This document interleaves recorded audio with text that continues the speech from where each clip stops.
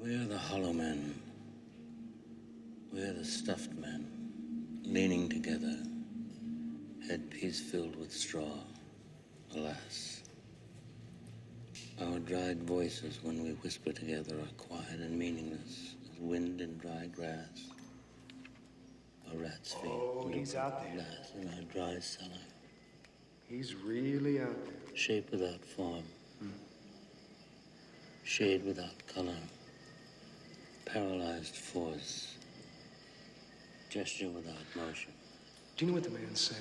That was a grab from Francis Ford Coppola's 1979 film Apocalypse Now, which is an adaptation of Conrad's Heart of Darkness, but more on that later. I want you to consider how the Hollow Men contributes to the tapestry of ideas in the 5 poems set for study. You should find patterns in the construction, content, and language which reflect the paradigmatic shifts in ways of thinking that characterise modernism, and even shifts within the poetry reflective of Eliot's changing understanding of the world. Importantly, you must find your own voice to write with conviction. Use close analysis, informed by your personal reading and research, to prove your point. So, what on earth is this poem about? In a letter to Joyce Handford, dated 22nd of April 1953, Eliot wrote this about the Hollow Men. What is important is not what the author thought he was doing, but put in other terms, but simply what you get out of it yourself. So as you're watching this, pressing pause, rewind, and probably fast forward when you need to, keep this question in mind. What do you get out of it yourself? Before I launch in, can you please have your copy of the poem in front of you and a blank piece of paper to jot down your ideas and reflections?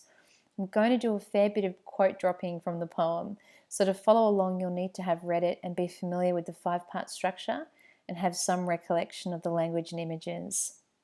I'm going to provide a brief overview of the big ideas and then focus on the intertextuality in the poem. Sometimes having a lens through which to see a poem can be helpful. If any of these ideas resonate with you, consider where you see them in the poem, how Eliot depicts them, and of course why. This list is not exhaustive. You'll find another way in, I'm sure of it. I think you need to view this poem through a modernist lens and looking at it, considering modernist preoccupations. So consider his exploration of epistemological crises, of ontological stasis, of spiritual inadequacy or religious impotence. Consider his evaluation and critique of modernity, which he found lacking because he rejected the way modern secular man had exchanged wisdom for science, potentially. Consider that leading to a kind of moral blindness. You could also look at Eliot's exploration of selfhood and identity with a psychoanalytic focus. Eliot wrote this poem after living through World War I, after experiencing a breakdown and spending 3 months in a sanatorium. He'd actually written The Wasteland only 3 years earlier, and then after writing The Hollow Men, he actually converted to Anglicanism.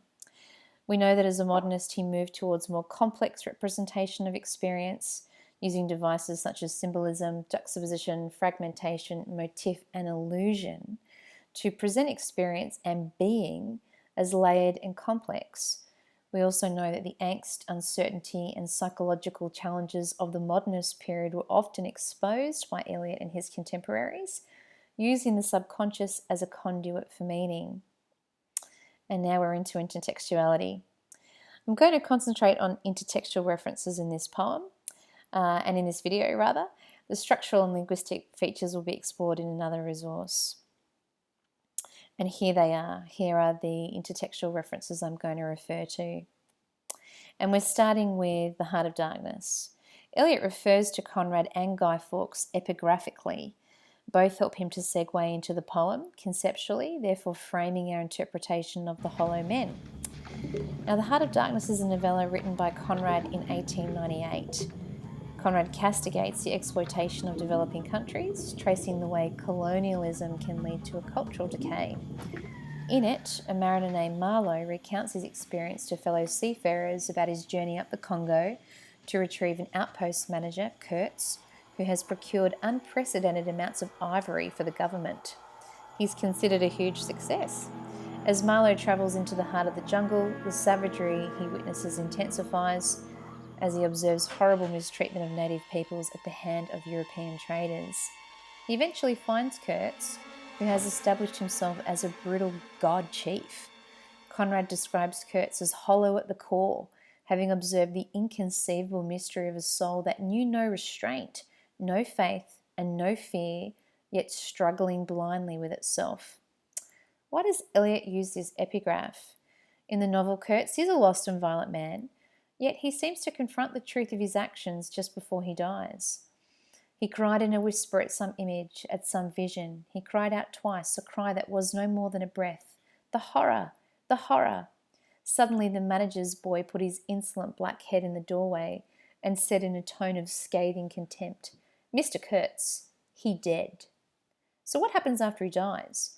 Marlowe perpetuates the image of Kurtz as a civilised and brilliant man, knowing full well he was not. To me, the hollow men may not be the violent lost figures of the past. They've crossed with direct eyes to death's other kingdom after all. But those in the present who are paralysed by their subscription to a false narrative. Our men like our hollow men. There are parallels, of course, between Kurtz and the hollow men. Conrad depicts Kurtz as a greedy phantom, and the physical appearance of the hollow men echoes this sentiment. They are shape without form, shade without colour. Perhaps their reticence to avoid the final meeting is a kind of moral stain for Eliot, just as barbaric colonialism was for Conrad. The second epigraph refers to Guy Fawkes and the Gunpowder plot. If you've seen V for Vendetta, you might know a little bit about Guy Fawkes. Guy Fawkes and his fellow conspirators had planned to blow up Parliament in 1605. They failed. He was found in a cellar and he and the others were executed for treason. They were trying to replace the country's Protestant government with Catholic leadership. Like Kurtz, he was violent and he died violently, and every year the British celebrate his failure on Bonfire Night, where effigies of Guy Fawkes are ceremoniously burned. A tradition developed whereby children would beg money for a penny for the old guy on Bonfire Night, hence the reference. Fawkes died for political ideals, but not with a spectacular bang as he had hoped. Why does Eliot use this epigraph? Fawkes failed, but he did act. The hollow men do not act. They are effigies, just a reflection or imitation of failure. Unlike their namesake, they can't even be remembered as lost violent souls. If this is the state of modern man, according to Eliot, then we are, or were in 1925, ineffective, paradoxically both hollow and stuffed. Like Prufrock, we're etherized upon a table.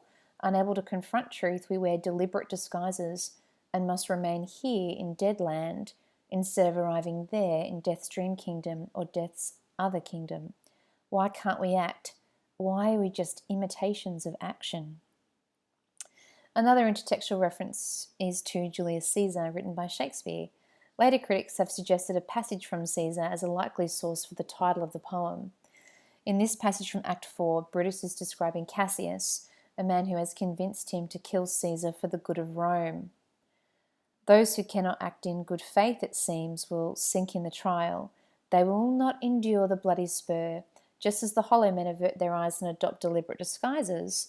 Instead, they worship stone images. They grope together and avoid speech. Brutus kills Caesar. He acts with deliberation, just as Guy Fawkes did. It is not Brutus, however, who is hollow. A passage from Eliot's essay on Baudelaire might be helpful here. So far as we are human, what we do must be either evil or good.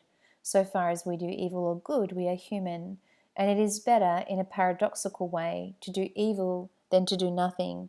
At least we exist. Thus, the illusion in the title serves to accentuate one of the binary oppositions in the poem, action versus inaction, along with the gulf between lustful desire and potency on the one hand, and the meaningful completeness of creation and the active existence of love on the other. This idea is embodied in Part 5 and, of course, in Prufrock. To express Brutus's initial doubt over killing Caesar, Shakespeare writes, sounds familiar? Brutus overcomes his anxiety and indecision. He acts. The hollow men are defined by their inaction.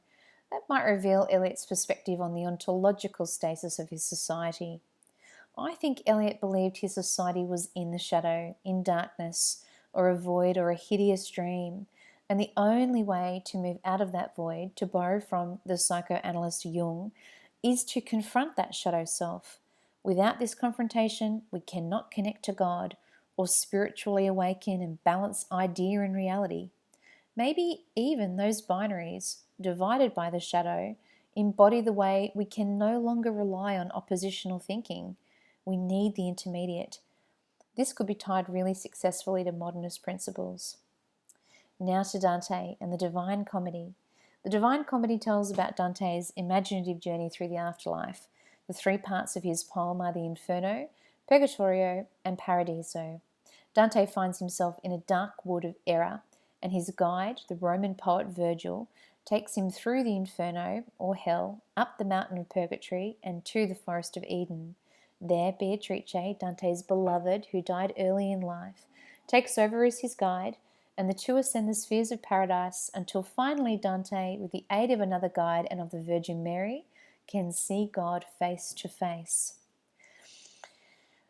When he was asked by an interviewer in 1949 what his favourite period in Italian literature was, Eliot replied, Dante, and then Dante, and then Dante. No one has had a greater influence on me than Dante. There is always something to discover in the Divine Comedy. As a young man, I had other poetic loves, but I betrayed these with the passing of years. I have always returned to Dante, to his poetry. Dante explores sin and transformation in the Divine Comedy, along with the power of poetry. He also castigates politicians of his day and factionalism. It's also a love story between Dante and Beatrice. Dante resolved to write of her what was never written of any woman. Her glance alone, he said, filled him with grace, leading him to God. The obvious allusions are to the Inferno. However, sections 2 through 4 have been, I think, inspired by visions in Purgatorio and Paradiso. But the Hollow Men lack the spiritual capacity to apprehend these visions, therefore they can't transform. In part 1, Eliot alludes to Canto 3 of the Inferno, where Dante and Virgil see the trimmers, or the cowardly souls, who lived without blame and without praise. They are inside the gates of hell, but they haven't crossed the Acheron River to get to actual hell. They never chose either good or evil, and their indecision or refusal to decide meant they were never really alive. Their punishment is trivial, just as their lives were. They aimlessly follow a banner and are bitten by wasps and flies and bothered by worms. They are looked on contemptuously by Virgil and Dante, just as the Hollow Men are remembered contemptuously, if at all, as the stuffed men. This seems to indicate Eliot agrees that neutrality is a kind of cowardice. The Lost Violent Souls is also an allusion to the seventh circle of hell, devoted to the three rings of violence. In part 3, Eliot provides a parody of Psalm 50, alluding again to Dante. Dante's gluttonous yet repentant figures, who are dark and hollow-eyed was each one, in Purgatorio, utter the prayer, or Lord, open my lips, and my mouth will speak your praise. Here, the lips that are opening are trembling with tenderness, and their lips that would kiss form prayers to broken stone. So, as the brilliant Manganiello writes, erotic passion is sublimated into religious passion, or is it? He continues, this empty and meaningless gesture is doubly ironic, for it at once leads to iconolatry, to worshipping that heap of stone images, as in Ezekiel, and lands the hollow men in the broken jaw of our lost kingdoms. That is to say, they are broken men whose own images have been shattered by their fall from wholeness and meaning. Like Dante, Eliot alludes to the archetypal significance of eyes. The lyric trope is used in part 2 and 4 of the poem. I'm going to rely on the master Manganiello's excellent analysis again here. Dante both longs and dreads to hold Beatrice's eyes in the Garden of Eden because they reflect the human and divine natures of Christ. When he sees the vision, he is momentarily blinded, and Beatrice only grants his sight once he articulates his understanding of love to St. John. The sightless hollow man who leads the blind life of a neutral lacks such a vision of love and does not dare meet those eyes. Eliot develops this point in part 4 with the emphatic, the eyes are not here, there are no eyes here. No, they're there, where the eyes are sunlight on a broken column. Here, there is only the twinkle of a fading star and a valley of dying stars to light the way. In part 4, the hollow men realise that their vision, like Dante's, can only be restored when the beloved's eyes reappear as the perpetual star. Dante refers to Mary as living star in Paradiso, who has guided some to death's other kingdom in this poem. Dante's community of the blessed is symbolized by a celestial rose made of threefold light, our multifoliate rose. But there can be no hope for these empty men. The multifoliate rose is also referenced in the Litany to the Blessed Virgin Mary. Significantly, it is beyond the reach of the hollow men. Their longing is in vain. They know, perhaps, as modern man knows, what salvation is, but it is inaccessible to those who are truly hollow. Now to part 5. Here we go round the prickly pear, prickly pear, prickly pear. Here we go round the prickly pear at 5 o'clock in the morning. Between the idea and the reality, between the motion and the act, falls the shadow, for thine is the kingdom. Between the conception and the creation, between the emotion and the response, falls the shadow. Life is very long. Between the desire and the spasm, between the potency and the existence, between the essence and the descent, falls the shadow, for thine is the kingdom, for thine is, life is, for thine is thee. This is the way the world ends, this is the way the world ends, this is the way the world ends, not with a bang but a whimper. The Prickly Pear song is a parody of the children's rhyme Mulberry Bush, only this is the Cactus Land version. It is ritualistic and trivial, it is a game. This is the hollow men's response to the realization that they will remain sightless unless the eyes reappear, indicative of their inability to reflect and transform, unlike Dante. They do not have faith to direct their revelation. Have they given up? They're just passing the time, waiting for the eyes to reappear. They try to recite the Lord's Prayer, but it is initially incomplete, and then it is interrupted. Life is very long. And then all linguistic convention disintegrates. For thine is, life is, for thine is the, in an incoherent mess. Unable to reflect, caught in the valley of dying stars, their moment of self-recognition is hampered by their inability to connect with the Lord and say the Lord's Prayer, leading to the bleak realization that the world will only end in a whimper. What sense can we make of this ending? It is another disfigured, incantatory rhyme. It is repetitive, foreboding, and potentially it is a direct result of our inability to connect with God.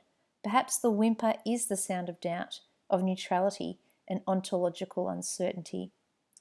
And that wraps up this video. I'm going to leave you with this final question now you've moved through parts of the poem. What do you get out of it yourself? This is dialectics. It's very simple dialectics, 1 through 9. No maybes, no supposes, no fractions. You can't travel in space. You can't go out into space, without with fractions. What are you going to land on? 1/4, 3/8? What are you going to do when you go from here to Venus or something? That's dialectic physics, okay? Dialectic logic is there's only love and hate. You either love somebody or you hate them.